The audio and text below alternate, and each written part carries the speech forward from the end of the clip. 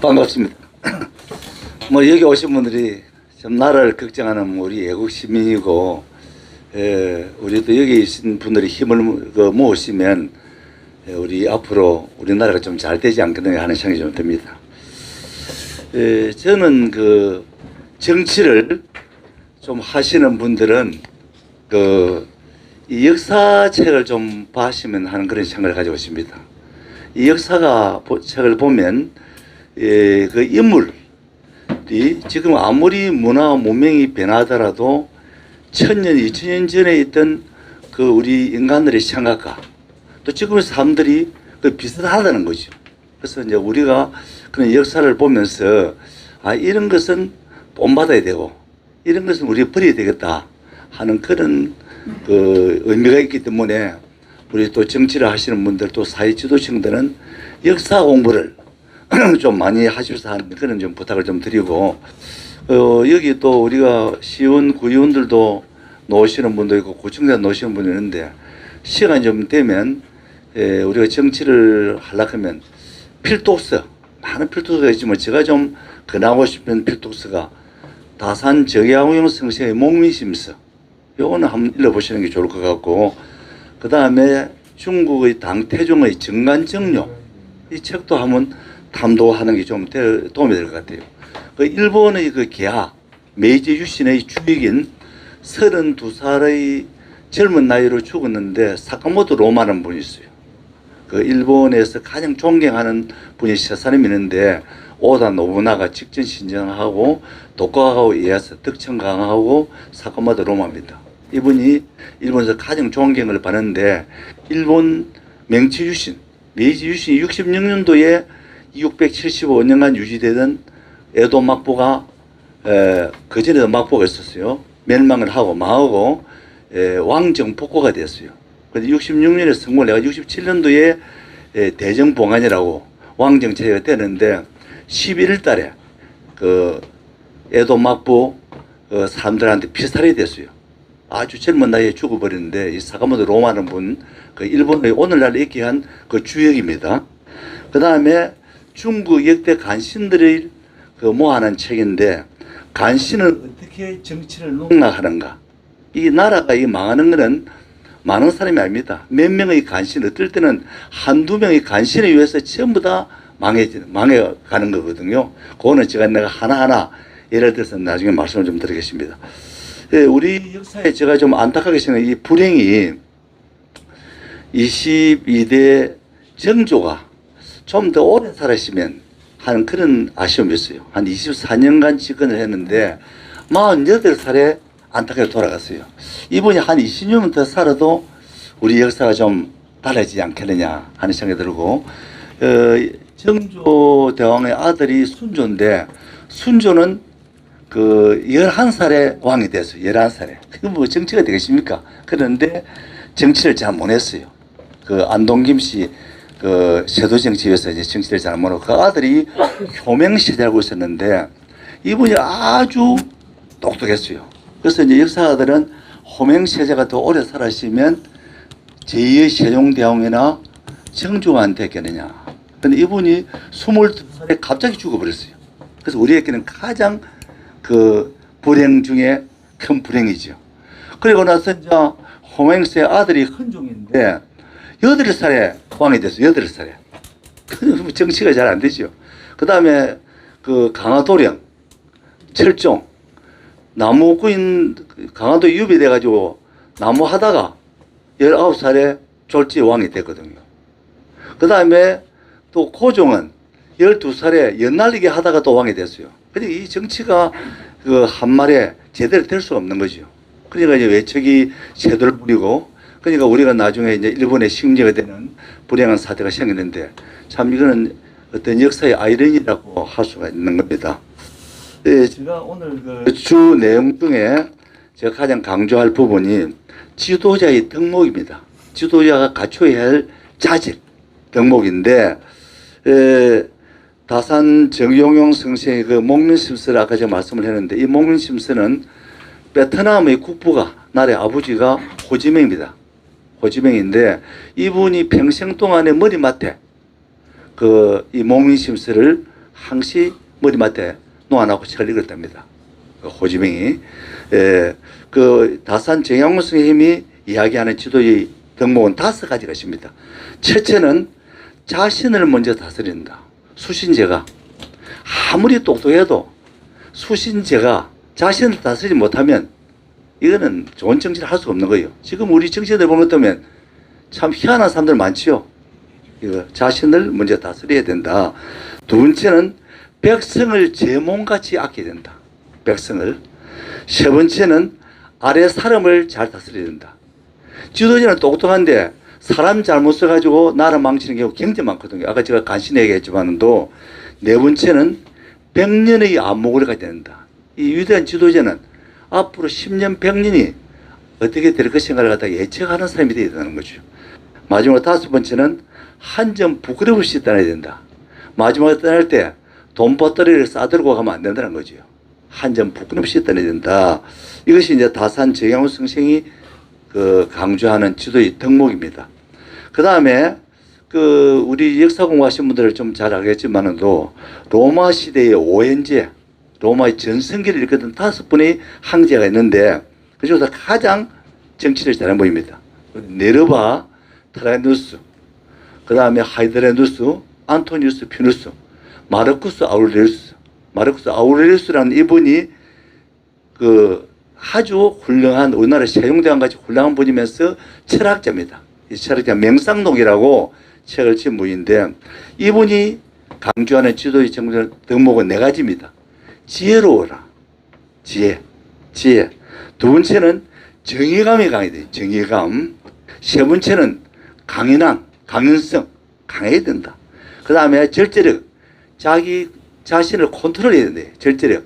지금 우리 지도자들 중에 보면 이 절제력이 부족한 지도자들이 굉장히 많거든요. 그래서 이 4가지를 갖춘 지도자가 훌륭한 지도자다. 그래서 이 이제 그 다산 정양훈 선생님과 그 마르쿠스 아우렐리우스의 지도자 상을 이제 제가 예를 들면서 제가 몇 가지는 이제 말씀드리겠습니다. 우리나라의 정치자들 중에서 가장 지혜로운 지도자는 저는 3분을 좀 꼽고 싶습니다.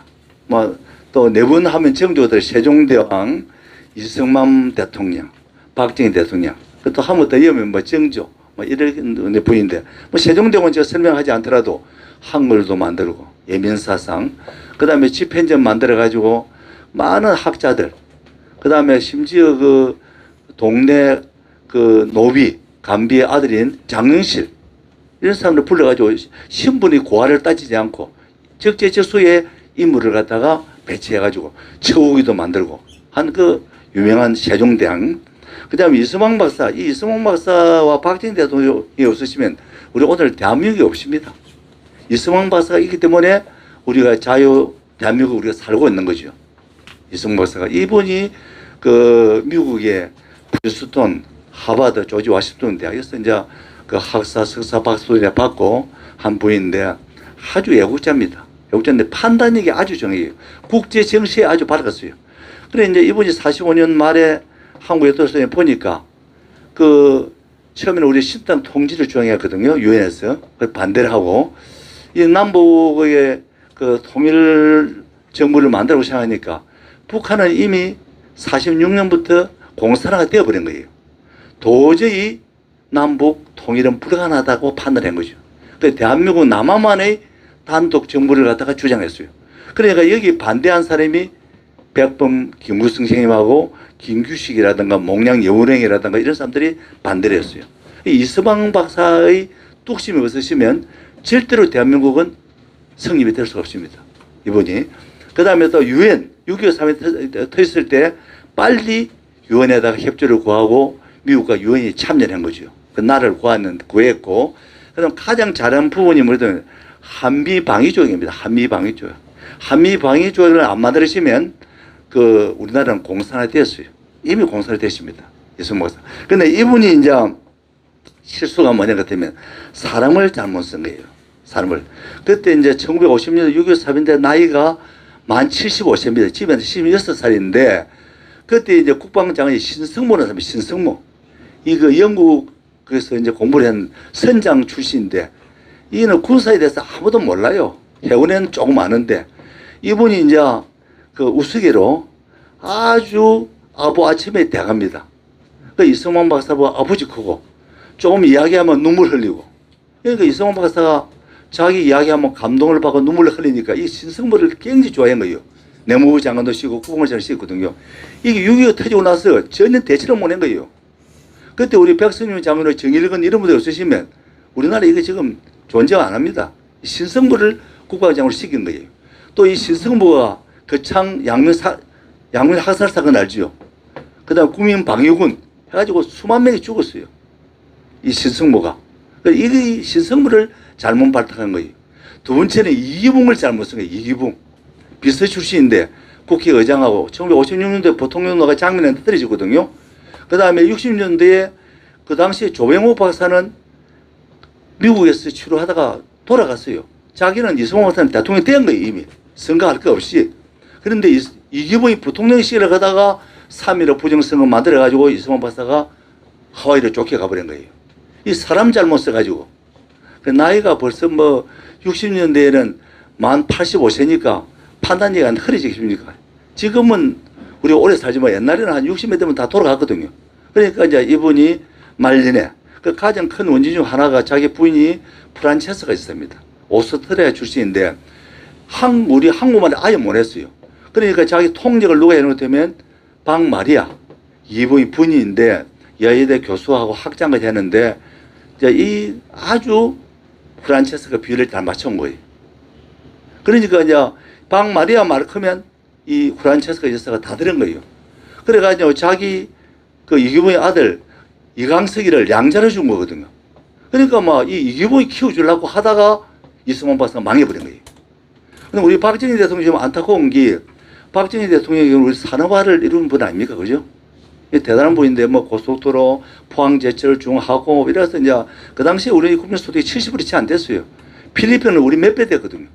그런데 이 산업화를 성공하고 가난을 갖다 극복한 분이 박정희 대통령인데 이분이 사람을 잘못 쓴 게 두 사람입니다.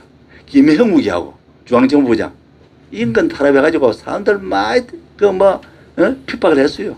김형욱이.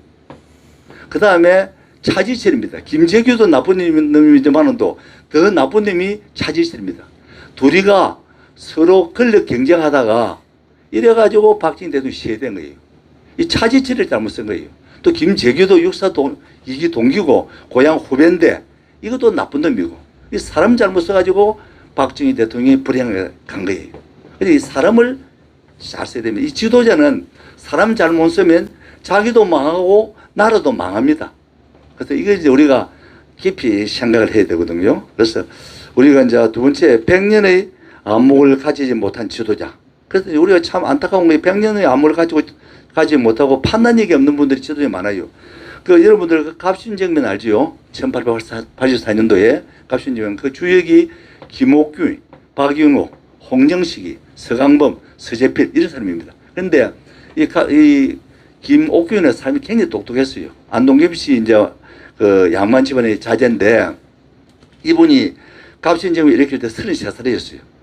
그 다음에 박용호가 23살, 서재필이 25, 서강범이 25, 서재필이 20살, 서강범이 25, 홍영식이 29.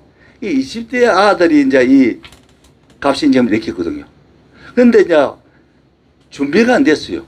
자기들은 무조건 하면 되는 줄 생각하고 자기 지지 세력에 있는데 국민들, 농민들 지지가 전혀 없은 거예요. 그래가지고 갑신정을 3일 차는데 3일 만에 나중에 자기 실패를 해버렸는데 일본의 경우는 그 메이지 유신을 할 때는 농민들이나 상공인들, 국민들 지지를 받았어요. 그런데 갑신정면은 전혀 지지 세력이 없었거든요. 그래서 또 일본을 믿었어요. 일본이 배신해가지고 3일 만에 실패를 한 이 정면이 갑신정면입니다.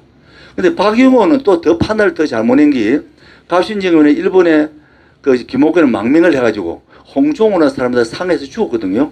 총에 맞아 죽었는데 박용호는 철두철면 친일파로 바뀝니다. 철종의 사이입니다. 철종 부만대 사이인데 이 박용호는 정말 판단을 잘못한 거예요. 자기는 이 일본이 우리 식민지를 오랫동안 할 걸로 박용호는 착각한 거예요. 이 박용화가 아주 판단을 잘못했고, 그 다음에 우리 그 3대 천재가 6당 최남선, 추는 이강수, 이강수 잘 알지요? 추는 이강수, 유당 정인모 이 세 분인데, 이 6당 이분은 3.1 독립선언서를 쓴 분입니다. 최남선이. 추는은 일본 28 독립운동 선언서를 쓴 분이거든요. 또 우리 상해 임정 주필도 하고 독립신문 주필도 하고 이러는데 이분이 나중에 친일파로 바뀐 거예요. 6당 최남선과 추는이 자기들은 상당히 오랫동안 일본 식민지로 일본 지배로 갈 거로 생각한 거예요. 추는과 6당이. 그러니까 이거 참 우리 역사적으로 안타까운 그런 그 상황이고, 그 다음에 이 백분 김무성이 우리 독립운동가로서는 뭐 존경을 하고 우리는 뭐 대단한 분이지요. 근데 백분 이분은 이제 한학자거든요. 신학, 신식 공부를 안 했기 때문에 국제 정세에 좀 어두웠어요. 철두철미한 이거는 이제 민족주의자단 말이죠. 이 백분 김무성이 가장 실패한 부분이 뭐냐면 1948년 초에 김일성이하고 김두봉이가 이제 우리 남한만의 그 선거를 이제 한다 하니까 자기가 남북 사자 협상을 제안했어요. 북한의 김두봉, 김일성. 우리 남한에서는 백분 김구, 김규식. 김규식은 호가 우사입니다. 그래가지고 이분들이 조상성생하고 이제 평양에 갔어요. 가가지고 완전히 김일성하고 김두봉이 둘러짐을 쓰고 아무 성과도 없이 내려온 거예요. 그리고 이분들이 또 나중에 뒤에도 이승왕 박사가 그 남한만의 단독 정부를 성사시키려고 할 때에 끝까지 반대를 한 분입니다. 그러니까 이분들이 가장 실책이 국제 정세를 갖다가 간파를 못한 거예요. 백분 김무성 선생과 김규식 선생. 김규식 선생은 외국어를 8개국을 했어요. 아주 천재인데 이분이 판단을 잘못한 거는 저는 좀 이해가 좀 잘 안 가는 부분입니다. 그 다음에 또 이제 우리가 근간에 와서는 1997년도 예창, 김대중, 이인재 선거 알죠?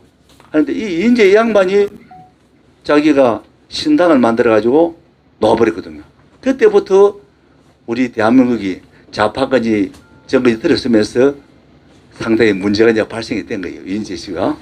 이때 이인재 씨가 얻은 표가 492만 표입니다. 492만 표. 그런데 이해창 후보가 김대중 후보한테 정기 39만 표 차이거든요.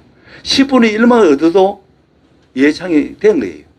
되는데 이제 이 양반 때문에 완전히 김대중 좌파 정권으로 넘어가 버린 거거든요. 이게 이제 우리 역사에 상당히 불행한 그런 이제 사건이고, 최근에 저도 홍준표 국회의원을 저하고 또 잘합니다. 제가 또 몇 년 전에는 앞에 97년도에는 2017년도에는 제가 많이 도와줬어요. 도와주는데 저분이 고생도 하고 입지진 인물이거든요.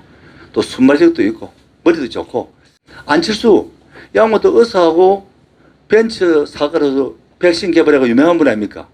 이 양반이 또 서울시장도 2번이나 졌거든요. 김문수한테도 지고 오시원한테 졌는데 이분이 대통령 한 5% 이렇게 안 되는데 이 놀라 그런 건데 또 이해가 안 가요. 나 저렇게 머리 좋은 사람이 어떻게 저런 정치 지금 판단이 없느냐. 정말 좀 안타깝게 좀 생각합니다.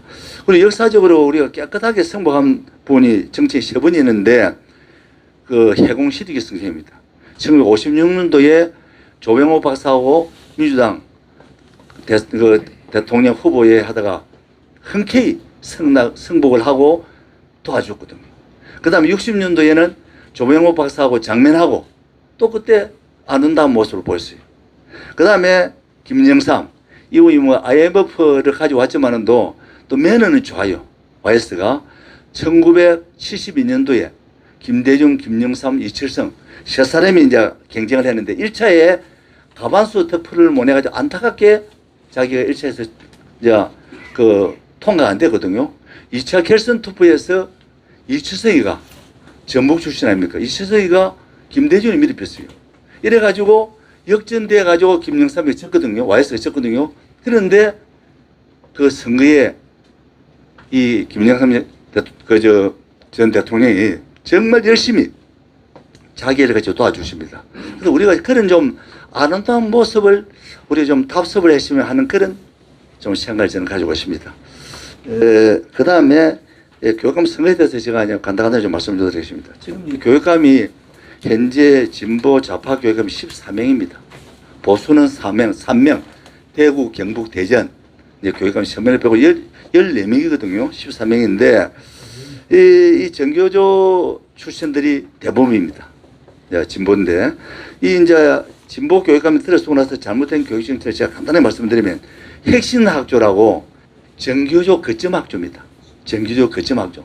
거기는 정교조 출신들이 교장이 앉아 있고 안에 있는 대부분의 많은 사람들이 정교조 출신 교사들이 그 가가 있어요.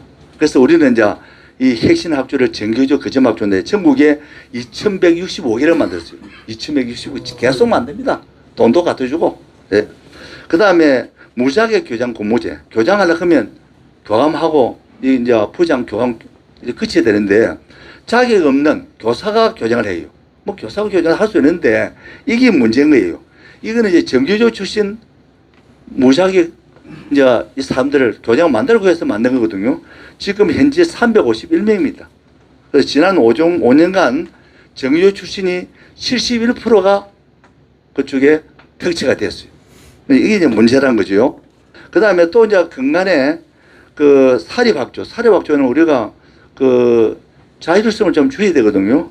사립학조인데 이 교사 선발 그날 교육감한테 줘본 거예요. 이제 재단에서 뽑는 게 아니고 교육감이 다 뽑아요. 그러면 이제 자기들 코드가 맞는 아들 뽑을 거 아닙니까? 이게 또 문제라는 거예요. 그 다음에 이제 국가교육위원회를 갖다 만들어가지고 이 임기가 5년인데 21명인데 이 교육위원 데모 바뀌는데 요새 앞으로 10년간 교육정책을 저거 다 만드는 거예요. 그래서 지금 이제 반대를 해가지고 겨우 이제 대통령이 5명을 뽑고 여당이 4명을 뽑고 이렇게 이제 뽑는데 요를 자기들이 이제 완전히 장을 지금 하고 있거든요. 이래 되면 정권이 바뀌어도 이게 문제가 많은 거예요. 오늘 정책을 저거 만들어 가니까. 이것이 문제가 있고, 그 다음에 자립형 사립고등학교. 이제, 아들, 자율적으로, 해운대 고등학교 같은 자립형 사립고등학교 특수 목적으로 특목고가 있어요. 이거를 2025년에 전면 폐지를 시킵니다. 지금 전면 폐지를 시키는데, 자립형 고등학교의 경우에는 단점도 있지만 장점이 많아요. 왜냐하면 이 교육이라는 것은 보통 교육도 중요하지만도 수월성 교육이 중요하거든요. 우리가 인재 하나가 10만 명, 100만 명 미에 사는 거 아닙니까? 그런데 우리나라는 자원도 없기 때문에 인재가 중요하거든요. 여기에서 인재를 갖다 기울여야 되는데 평등교육 똑같이 만든다는 거예요. 지금 이 좌파는 평등교육 명을 똑같은 사람을 만든다는 거예요. 북한 메시로. 그러니까 이게 이제 문제인데 영국 이턴 칼리지 알죠? 세계에서 가장 유명한 사립학교인데 600년 역사에 총리가 20명 배출됐어요. 총리가 64명 총리 중에서 20명이 약 3분의 1 배출됐어요. 1, 2차 세계대전에 출전해서 죽은 사람이 2,000명이 넘습니다. 나라가 위험할 때 이 사람들은 목숨을 아끼지 않고 심지어 어떤 반은 70% 이상이 사망하는 그런 경우가 있었다는 거죠. 나라를 위해서.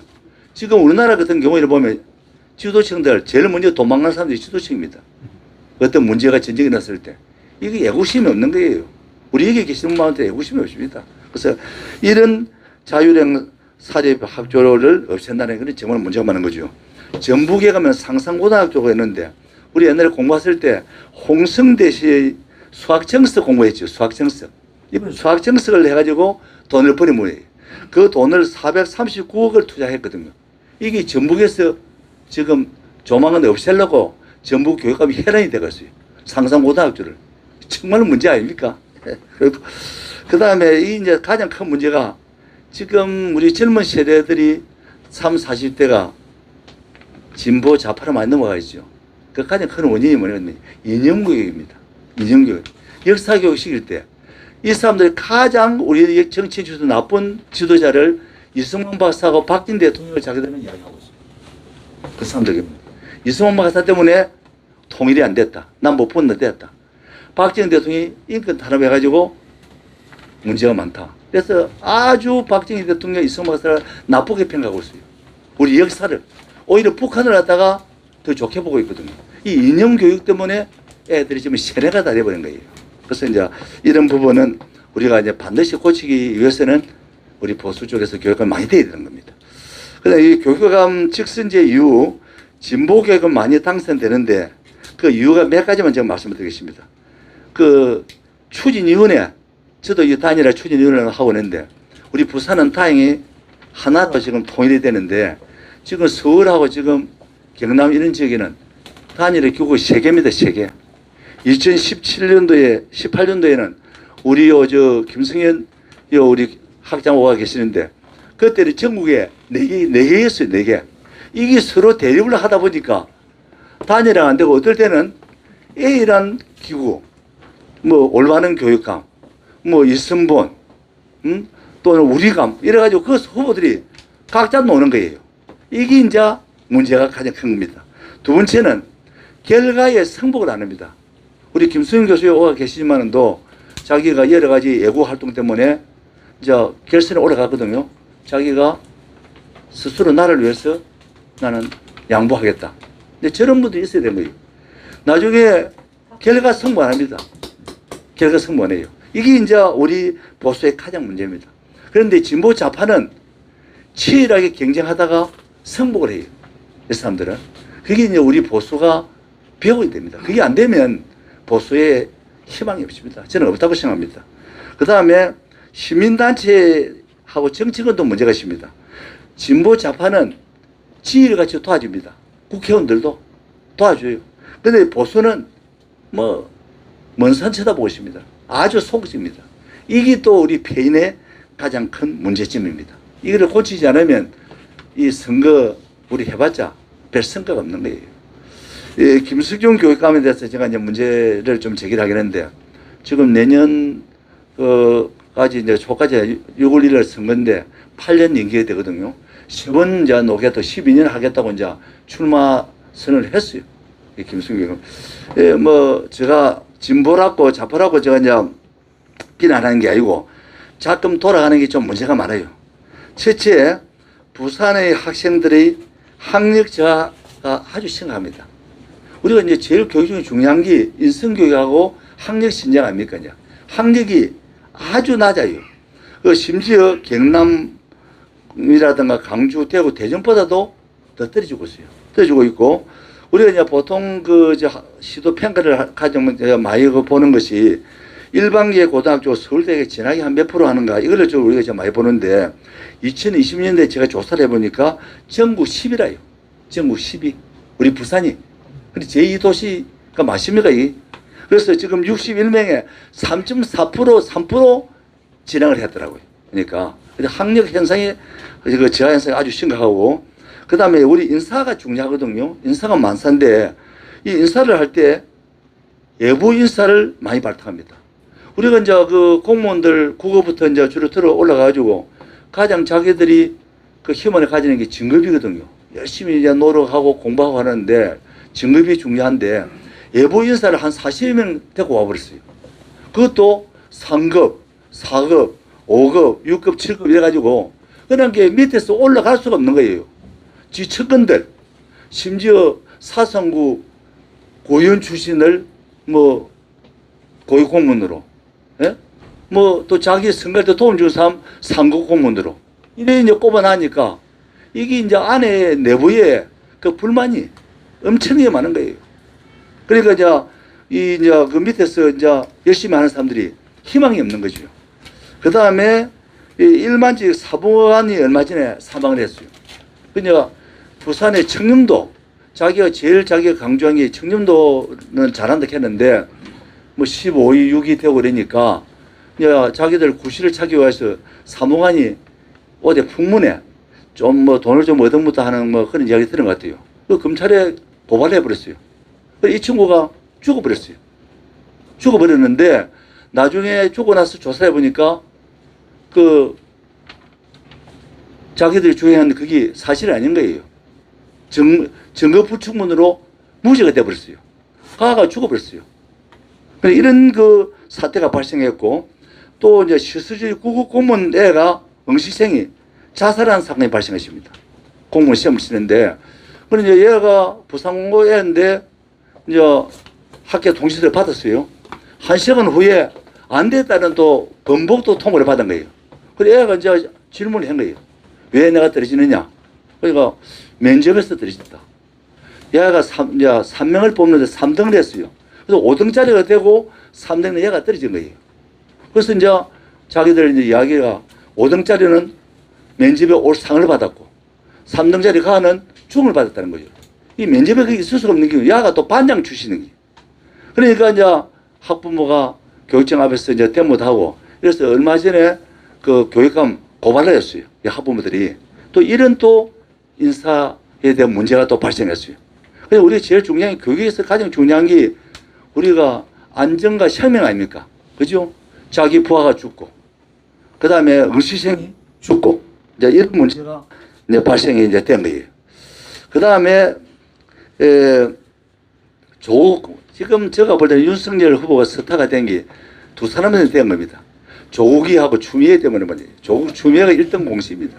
사실상은 1등 공신인데, 조국이 지금도 자기는 재판을 부인이 지금 구속이 됐어도 전혀 반성을 안 하고 저는 무죄라고 생각하고 있어요.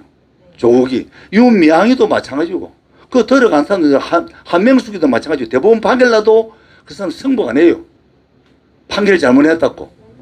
이런 그 나라가 지금 돼가 있거든요. 우리나라가요. 이 조국이가 그 얼마 전에 조국의 시간이나 책을 만들었거든요. 책을. 그래 진중의하고는 어시 스타가 진중원 아니면 진중건 자기가 절친인데 자기가 돌아선 거예요. 가만히 보니까 유선자고 이중인격자거든. 그래 진중의는 뭐 맹렬히 비판해요. 그 책을 가지고도 잘못됐다고 비판하는데 이 이제 부산교육감 김숙준 이 양반이 글로 보내 그거를 이제 책을 읽고 고통의 시간을 견디며 살아온 그가 고맙고 또 고맙다. 이 말이 됩니까? 조국이가 지 해명글로 쓴 그 책을 보고 고통의 시간을 견딘 조국이가 고맙고 또 고맙다. 그래서 이제 옛날부터 좀 둘이 사이가 좀 친했답니다. 친해도 명색이 교육을 갖다가 우리가 정의와 그 원칙을 가리키는 교육감이 이런 그 이야기를 한다는 게 이 상식이 맞는 이야기입니까? 여러분 어떻게 생각합니까? 그래서 이제 이거는 정말 잘못된 것이다. 저는 이렇게 생각하고 있거든요. 그 다음에 직원들 간의 소통이 아주 안 되고 있답니다. 소통이 안 되고 측근들 몇 명들이 부산교육청을 좌지우지하고 있는 거예요.